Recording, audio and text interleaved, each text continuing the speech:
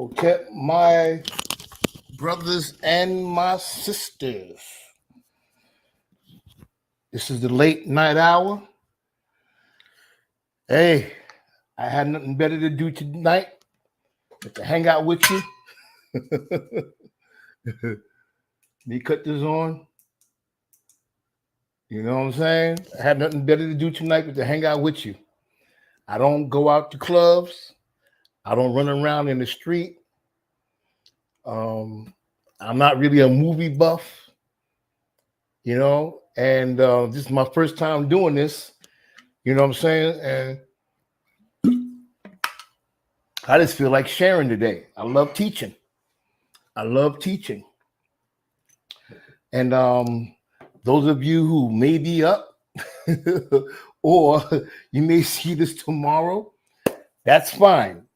Those of you who may not know me, my name is James Anyabwile Wilson, and I come tonight and just something on my heart I just want to share.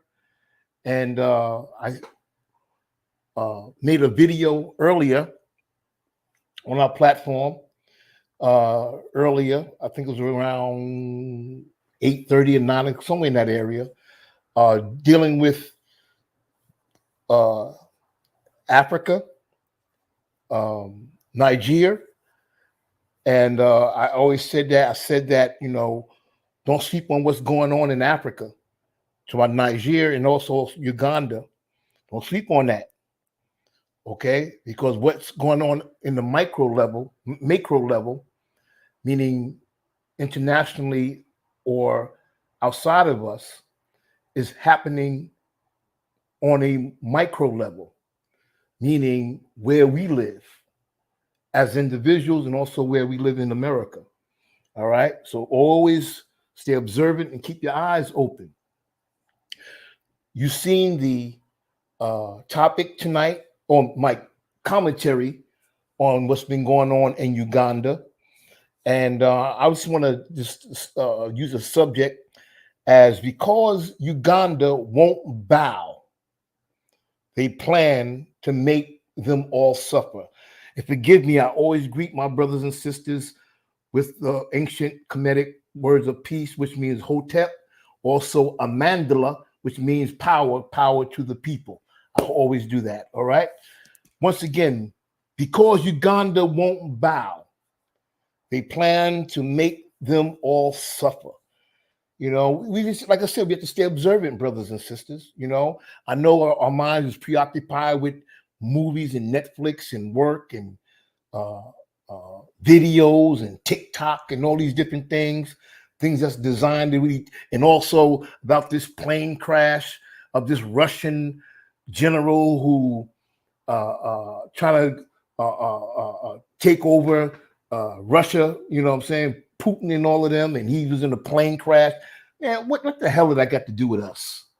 You know what I'm saying? That's European problems. They're warring against each other. That's not our problem as Black people. I'm not trying to be disrespectful of human life. I'm just trying to stay focused on Black life, because if we don't, nobody else will. All right. So I was just moved to just share this information because I've been watching it, and I wasn't going to say anything, but I just couldn't keep sharing just my little commentary on what's been going on in Uganda. You know that Uganda is in Africa, right? It is an independent East African country. And according to the history, it says it gained its independence from their European colonizers, which were the UK or Britain, in 1962, right? And if you don't know, you'll know now that Britain is the father of America. How you see America operates when it comes to us and our people around the world, Britain is the father of America. America broke away from Britain. What they say, like father, like son. All right? So they are an independent nation. Uganda, an independent country in Africa. And the definition for independent means to be free from any outside control, not depending on another's authority, not depending on another for livelihood or substance. Okay, that's what independence means. Now, though Uganda is considered an independent nation, as an independent nation, it still depends on the monetary aid, just like other countries, and they're not the only one, other countries from the World Bank.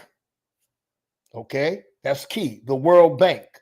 The World Bank, which is controlled mainly by you know who, European powers. United States of America is the biggest shareholder in the World Bank,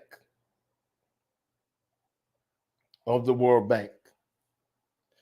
And when you look closely, brothers and sisters, anything that's happening to Black people around the globe, you can always find the hands, almost every time, the hands of America when it comes to, or when it's pertaining to African people. You'll always find American hands in it. They always involved in some way, shape, or form, you know what I'm saying, mainly pulling the strings. Now, in Uganda, the reason why I brought this out is the World Bank,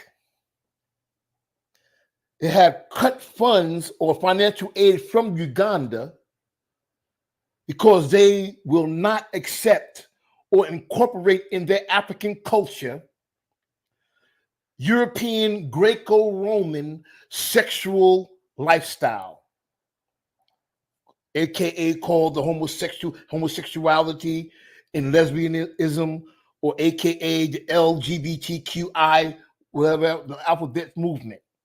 So they cut the funds.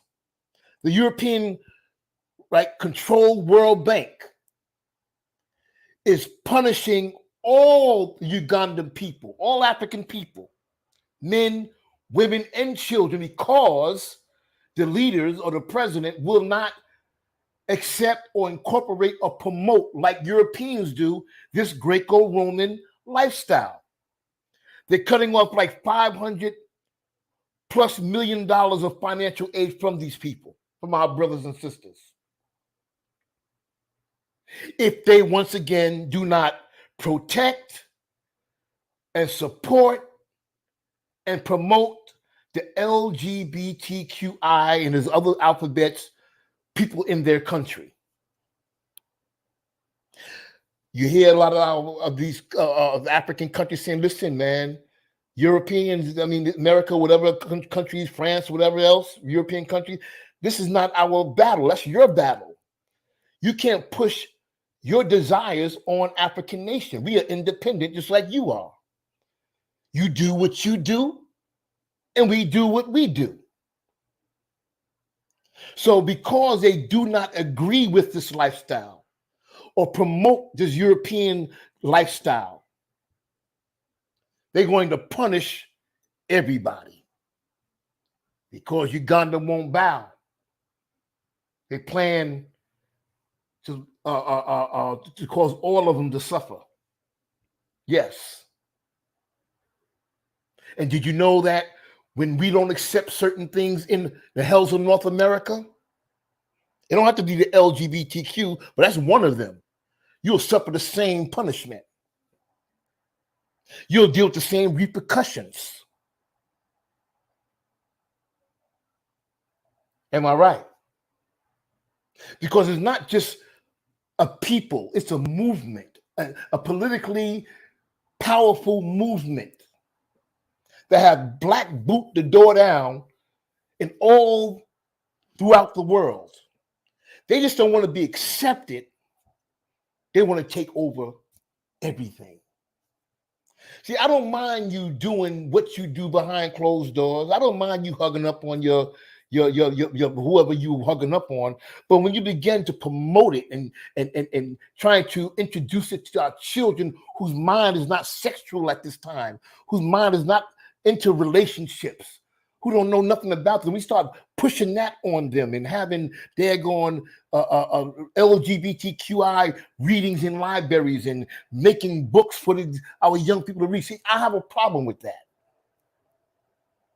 Anybody should have a problem with that, because you're trying to introduce adult things to immature or baby minds, our children. So because Uganda will not accept, promote, or incorporate LGBTQ culture, Greek and Roman culture, sexual culture in their culture or with their culture, you want to starve everybody out. You're going to stop giving you money. We're going to stop giving you food. We're going to stop giving you medication. That's a hell of a thing to do, to make everybody suffer because they won't accept what you delight in. Now, check this out. We talk about the World Bank pulling money back, holding the money back until Uganda people or president start thinking right. We're going to take the money until you start thinking right. And once you accept it and promote it and all these different things, then we'll give you the money back. So therefore, that's not being independent. If they if they fall for that, they're still being controlled by colonizers. Am I right? So you'll do this if you don't support or promote the LGBTQ, okay.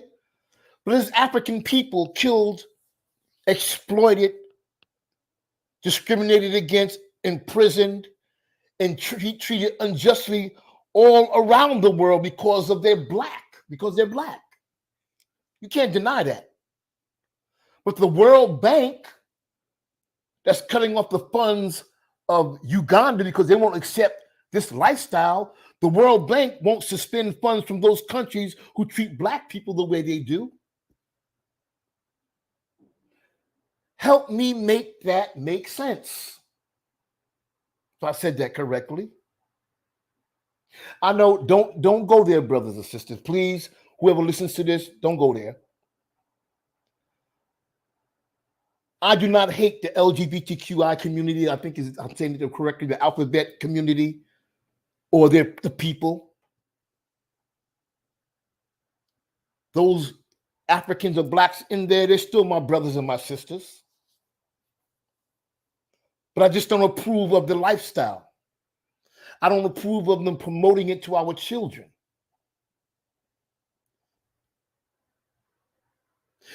If you don't approve of someone using drugs, drinking alcohol, smoking, eating unhealthy food, it doesn't mean that you hate them. It just means that I don't approve of how they take care of themselves. That does not equal hate. Am I right? Think about this. I have family members who are part of the LGBTQI, whatever the letters are, community. And I share this many times, and I will take your head off if you're trying to harm any of them in my presence, because their blood runs in my veins and my blood runs in their veins. Am I making sense? So I'm not a hater. So don't go there. Don't go there with me. Oh, he's homophobic. Nah, don't play that game with me. I'm just trying to get you to be an analytical and critical thinker. Because Uganda won't accept this Greco-Roman lifestyle and incorporate it into their culture, you want to make everybody in Uganda suffer, men, women, and children.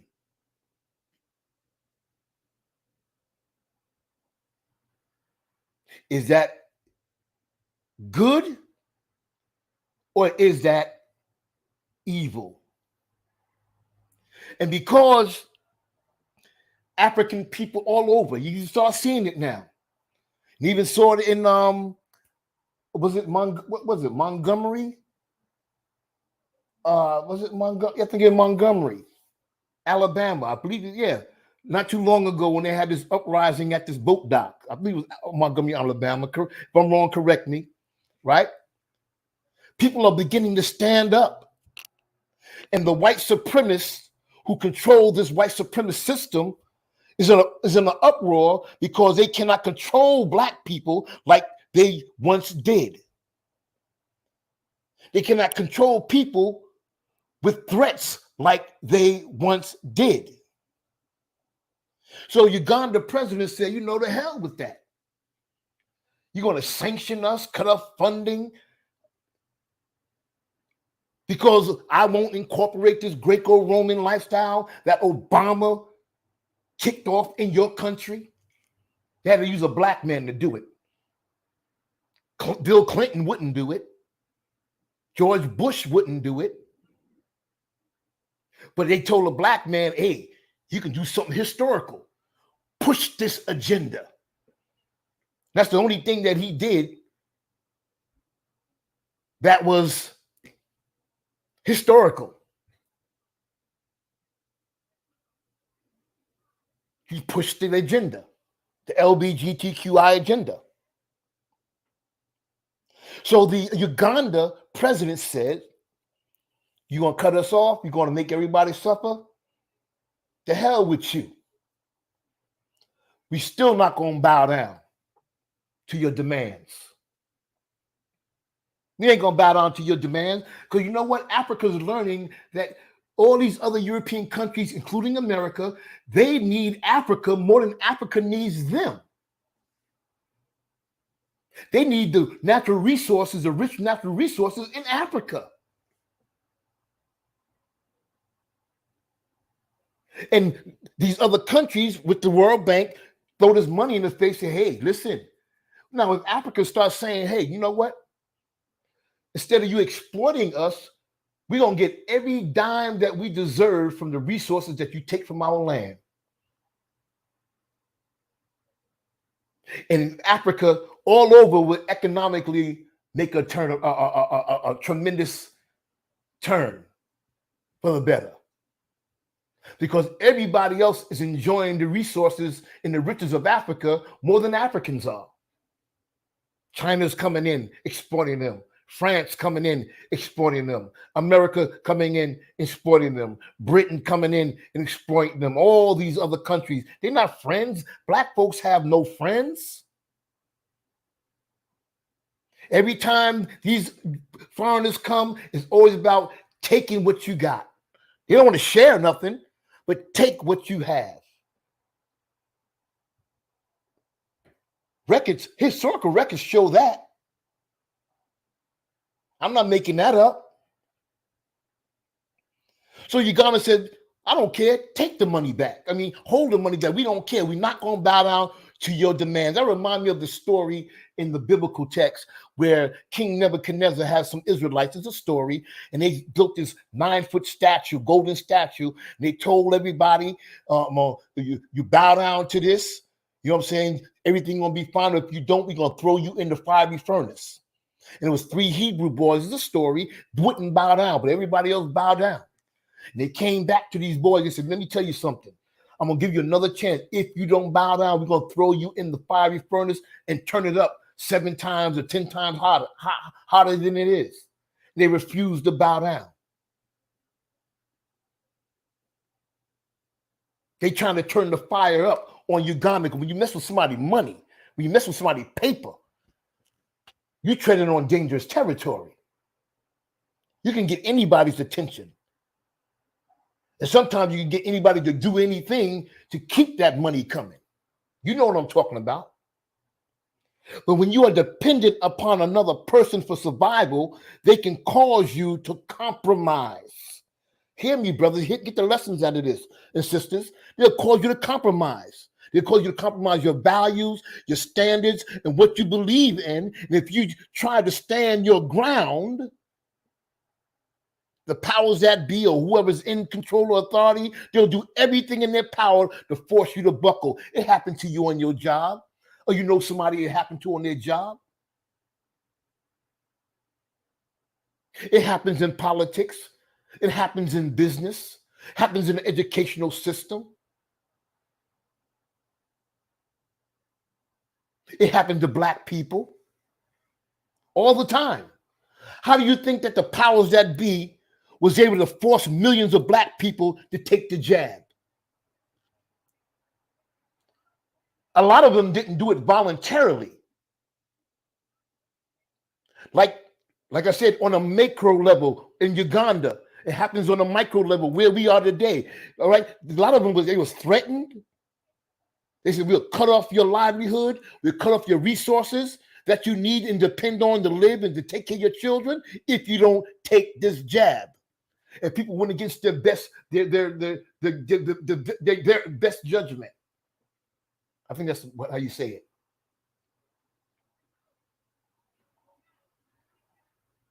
They went against what they felt was not right to do. They was forced to compromise because monetary things and things that you depend on was threatened to be taken away. But when you're dependent and learn to do for yourself and build for yourself, see, that's why we get Black people have to come together and work together, because no man is an island. No man can stand against this beast of a system, white supremacy. One person can't stand against that. It's going to take a collective be able to stand so that we don't bow to their demands,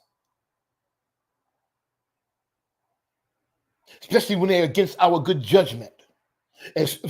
They're against what we believe in and what we feel is against what is right.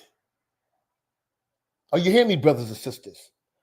So on tonight, I want to encourage all of us, and this message starts, this commentary starts with me first. Take your power back. Let us take our power back and stand up for yourself and stand up for ourselves, because if we don't stand for something, you'll fall for anything. If we don't stand for something, we'll fall for anything. But you just can't stand up when you're wrong, because you stand up in wrong, you can't be strong. But when you stand up in the right, we got might. You got might. Because Uganda wouldn't bow, they plan to make all of them suffer.